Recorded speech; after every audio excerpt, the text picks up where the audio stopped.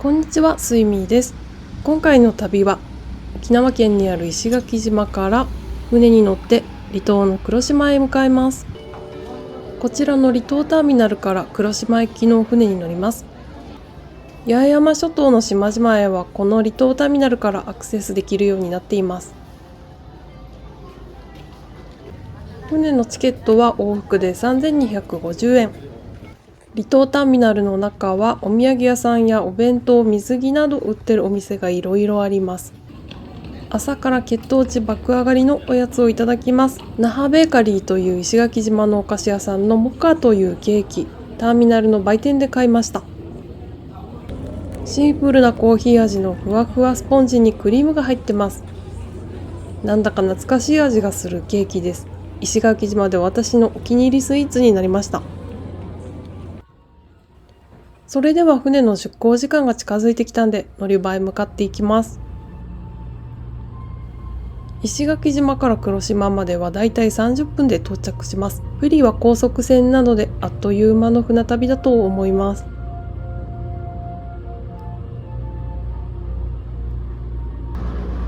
船の入り口で係の人にチケットを渡しました。船内はこんな感じで3列シートが両側に並んでいます。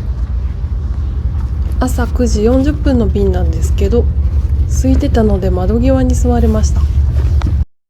ちなみに時刻表がこんな感じ。黒島は本数が少なめです。船が動き出しました。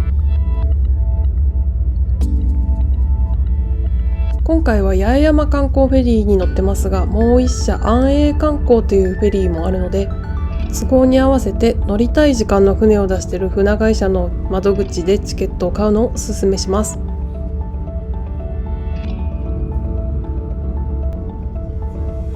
今外に見えてる島は埋め立て地となっているところで、サザンゲートブリッジという橋を渡っていくと市街地から近い泳げるビーチ、ハイヌ浜人工ビーチなどがあるところです。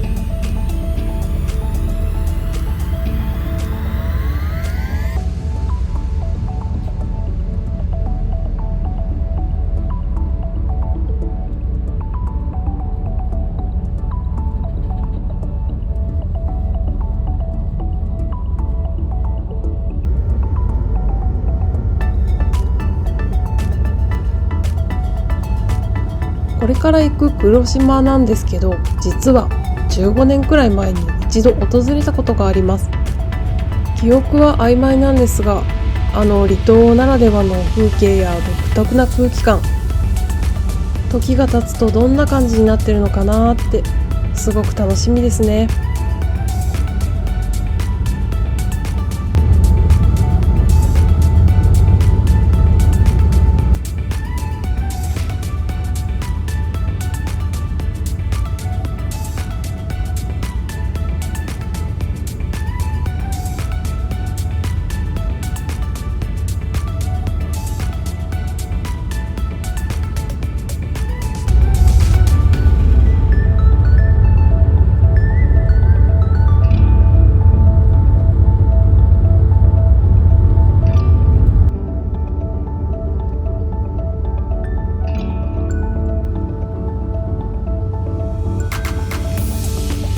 先日後方です。右側からその観光フェリーのご乗車誠にありがとうございます。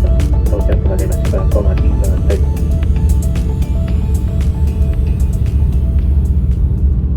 黒島に到着しました。下船していきます。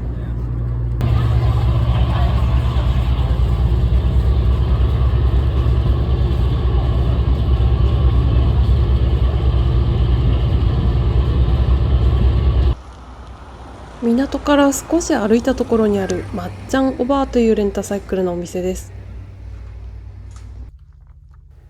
自転車を借りました。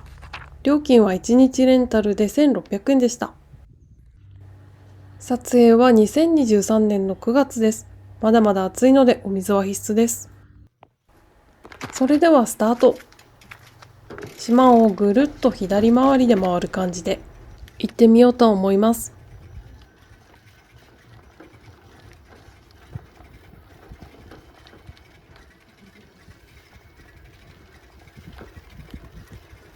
ここ黒島を観光するにはレンタサイクルがちょうどいいんですよね。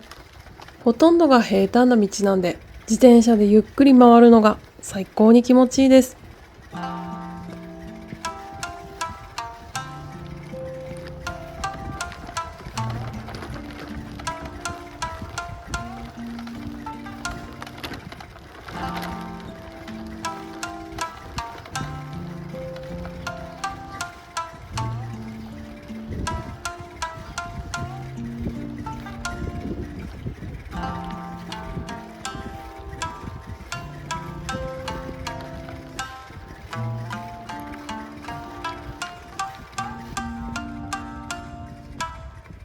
黒島は人口よりも牛の数の方が多いそうです。人口が約220人、牛の数が約3000頭だそうです。3000頭ってすごい数ですね。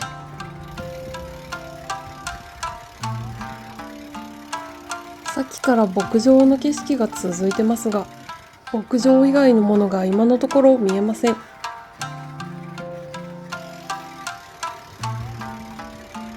自転車で受ける風と草木の匂いが何とも言えない心地よさ。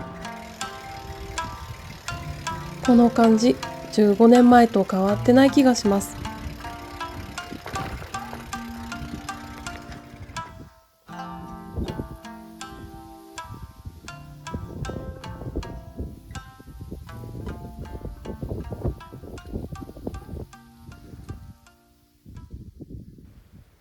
まっすぐな道。私以外誰もいません。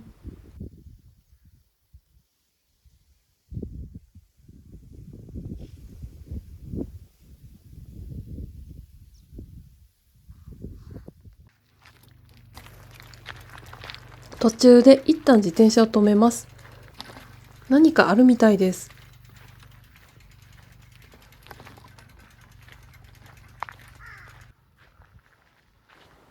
何か石のようなもので積み上げられた山がありますね。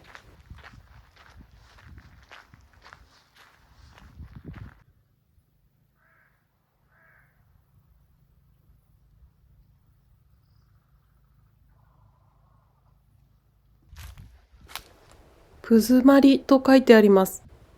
これは琉球王府時代に使用されていた灯見台というもので、当時海上を交通する船を監視するのに使われていたそうです。プズマリの奥に進んでいきます。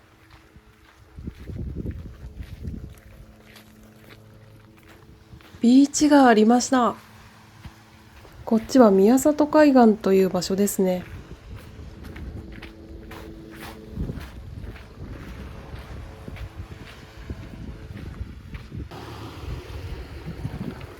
足元はこんな感じで、サンゴの岩がゴツゴツとしています。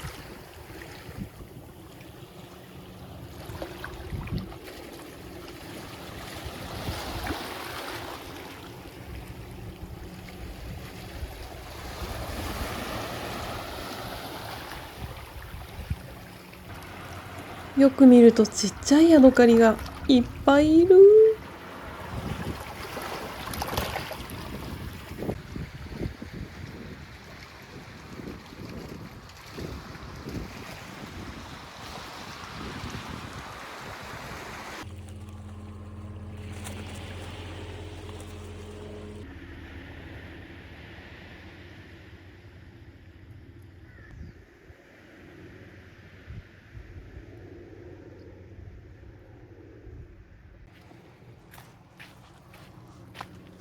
小道があるので行ってみます。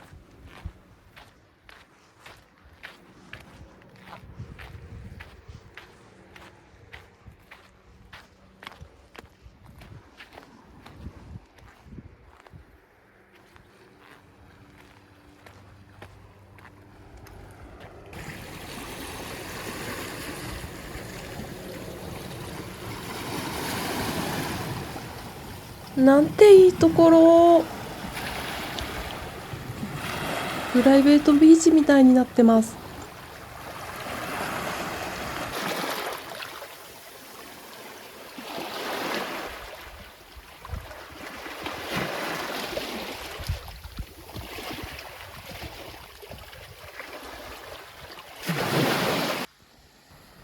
ここではっと気づきました。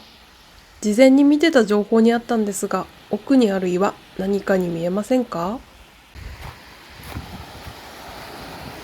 実はあの岩、牛に見える岩ということで、牛頭岩と呼ばれているんです。ここにあったんですね。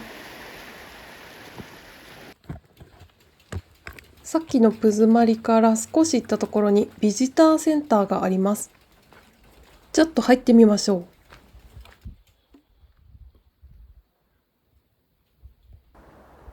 ビジターセンターは無料で入れる施設となっています。黒島の文化や風習のことなどいろいろと知ることができます。これはミルク様という神様です。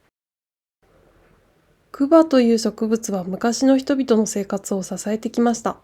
カゴやうちわなどいろいろと手作りされていたようです。ホラ貝の夜間です。これでお湯を沸かしてたんですね。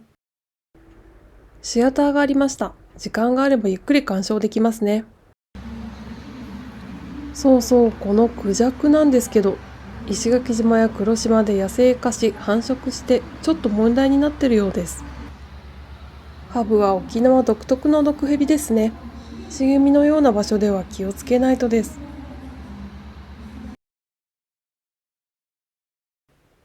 海の危険生物。前回の動画で海で遭遇しました。ここでもマップをもらいました。現地のマップ情報は貴重です。ビジターセンターありがとうございました。空調が効いてたのでクールダウンできました。それではこれから中本海岸というところに行ってみます。そういえばクジャクのことなんですけど、15年前に黒島を自転車で巡った時に、それこそしょっちゅうクジャクを見かけてたんですよね。今回はまだ遭遇してないので、もしかすると数が減ったんですかね。中本海岸到着です。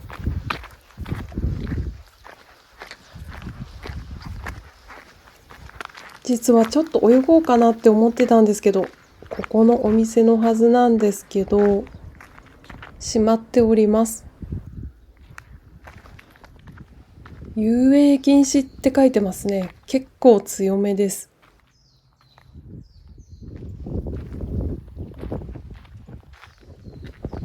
シュノーケルの事故が多発してるそうです。今日は海を見るだけにしとこうかな。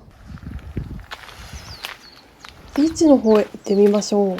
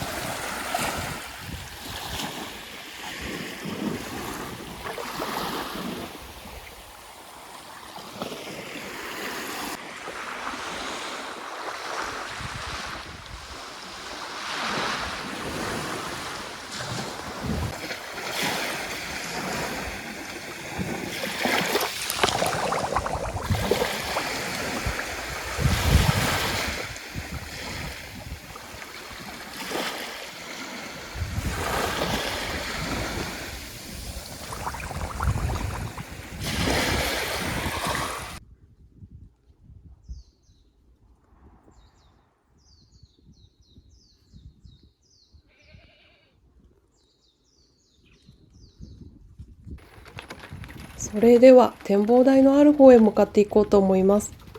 あ、ヤギさん。この子は小ヤギちゃんかな？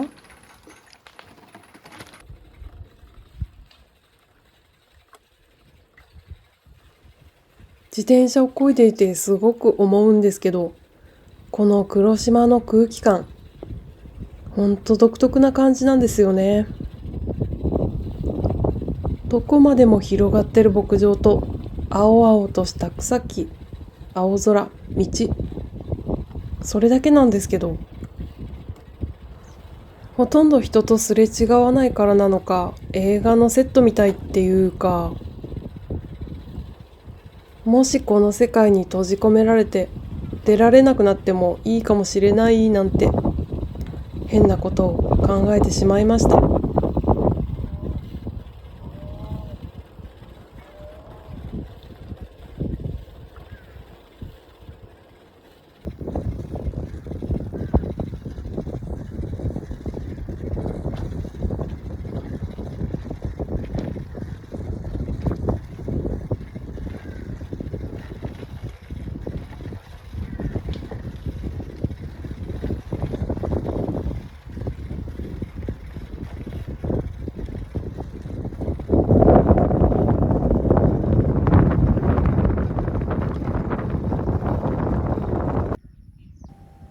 牛さん、やっと近くで会えた。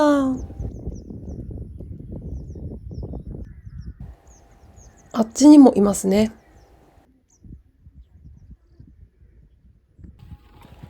黒島展望台のところにやってきました。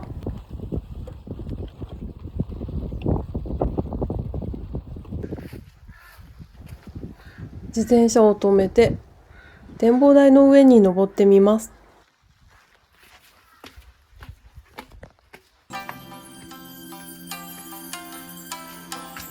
ここは見晴らしが良さそうですね。螺旋階段になってます。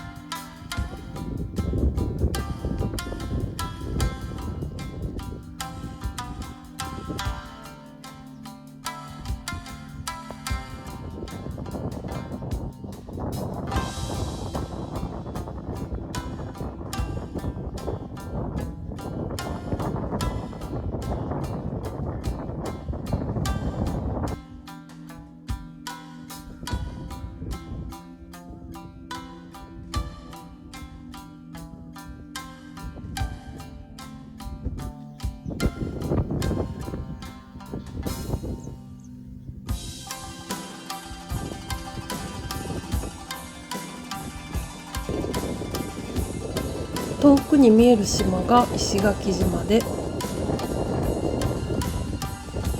この小さめのが小浜島、そしてあの大きな島は西表島です。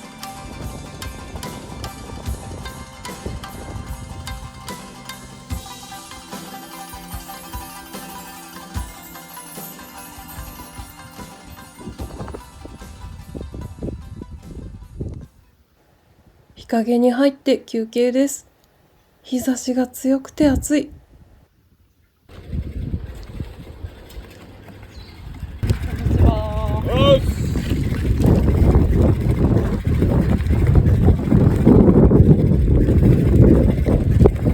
そろそろお昼ご飯の時間なのでお店に入りたいと思います。お店がもうすぐあるはずです。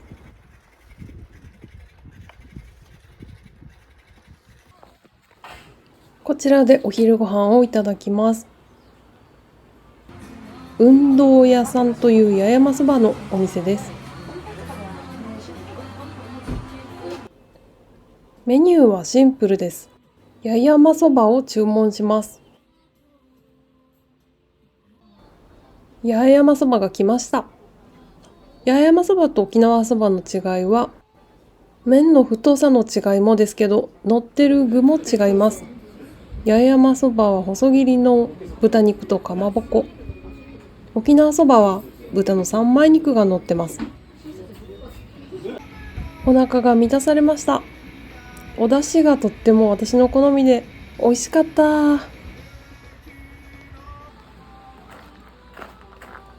で、ちょっとですね、暑くてバテそうになったので、少し休憩してていいですかと店主の方に聞いてみたところ、2階があるからそこでゆっくりしたらいいよと言っていただけました。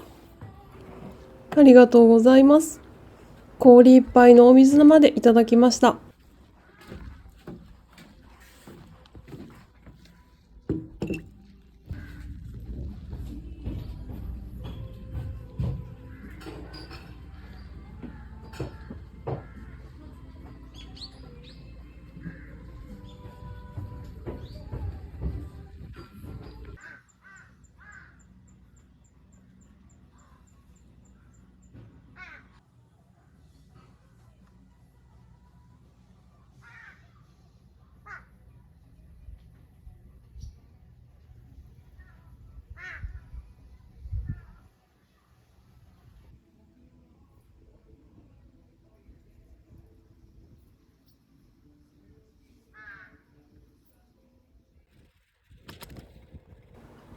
十分休憩できました。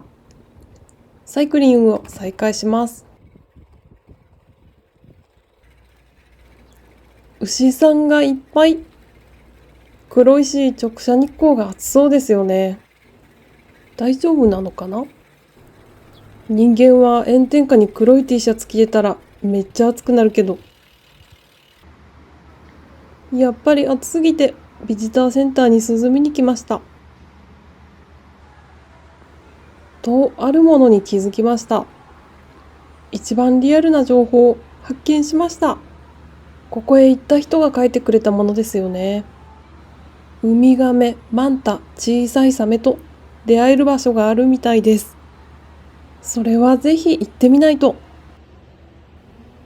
一向桟橋というところです。よし、行ってみましょう。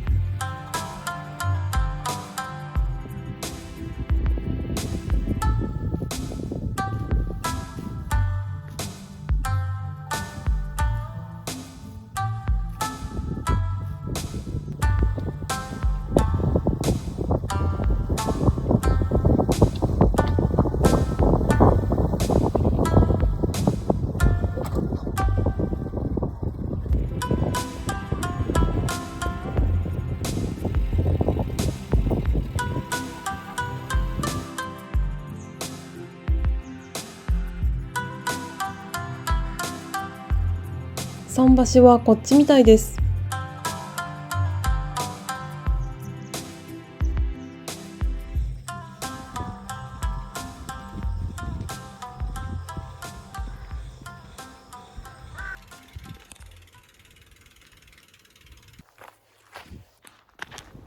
一向桟橋です。もしかしたらウミガメに出会えるかも。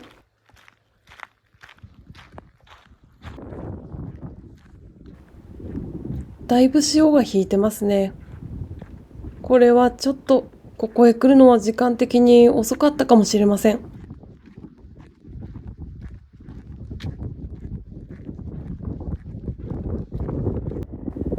結構遠いところまで潮が引いてしまってますね。向こうの方まで歩けそう。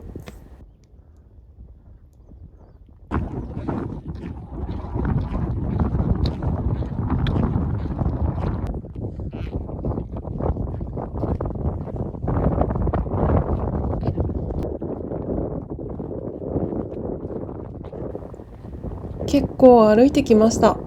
この桟橋は先まで行くのに距離がだいぶあります。今のところウミガメらしき姿はまだ見えませんね。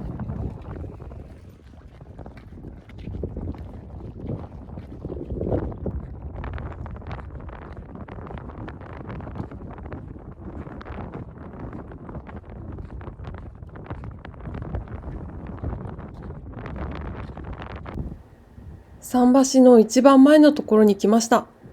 透明度があって海が綺麗なのがわかります。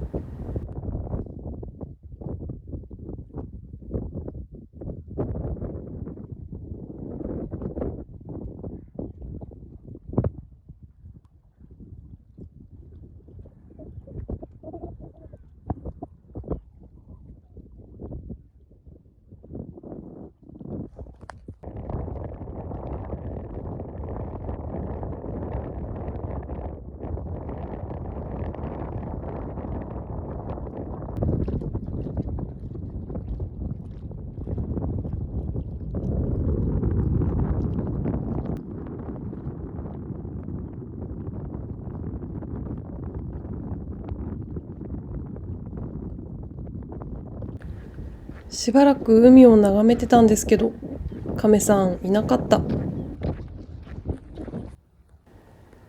桟橋から戻ってきたらこんなものを発見しました。海洋ゴミ回収ステーションです。八重山の島々では漂着ゴミが問題になっているようで、地域住民の方々やボランティアの人たちでたびたびゴミを拾う活動をされているそうですが、漂着するゴミの量があまりにも多すぎて、集めても集めても間に合ってないらしいです。ちょっと観光ついでにゴミを拾えるのはいいアイデアですね。こういうボックスがあるのとないのでは全然違います。ちょっとすっきりしました。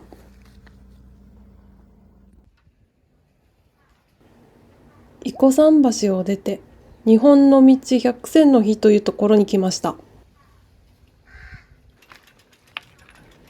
この道です。ここからの道を今から自転車で通り抜けてみようと思います。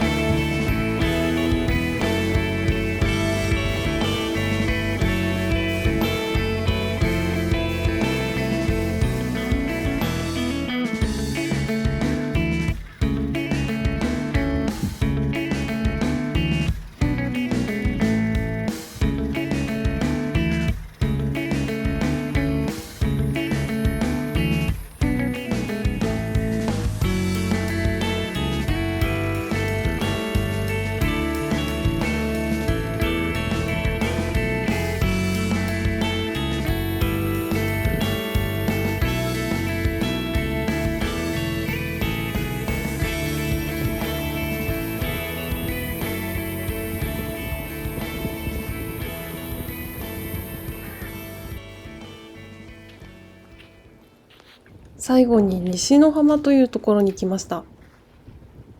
あ、虹が出てる。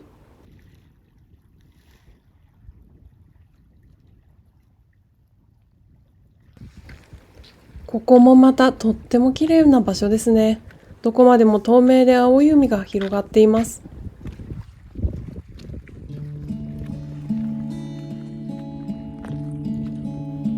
ここからはサンセットが綺麗に見えるそうです。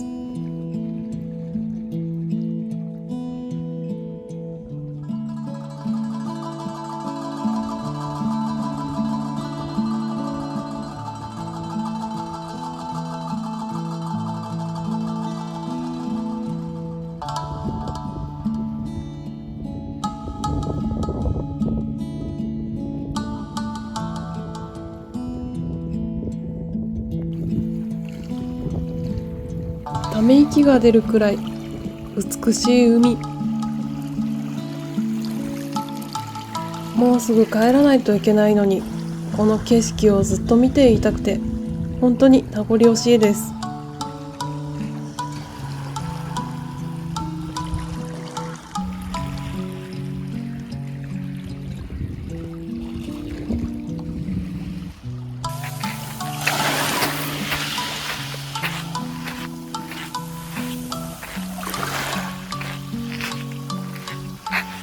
なんだかいろいろと思いを巡らせながら、もう港の方へ行こうかなと、その時、あ、右の方にも。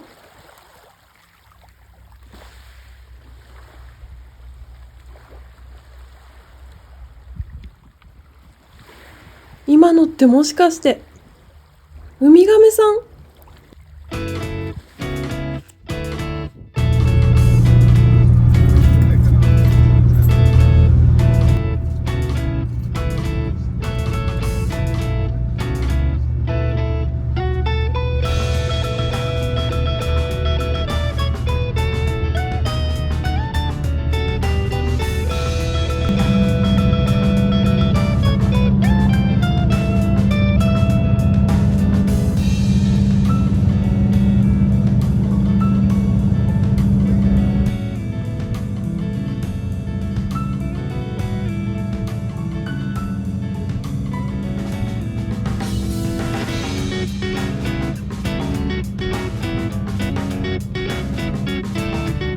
黒島の旅いかがだったでしょうか。私、次また黒島へ来るときはどこかで一泊しようって決めました。まだまだ行ってない施設や場所もあるので、次来た時のお楽しみにしておきます。今回の動画はここまでとなります。八重山諸島の旅もこの動画で一旦終了です。石垣島の旅など過去の動画にありますので、興味のある方はそちらもぜひご覧くださいね。チャンネル登録とグッドボタンいただけると嬉しいです。それでは最後までご視聴いただきましてありがとうございました。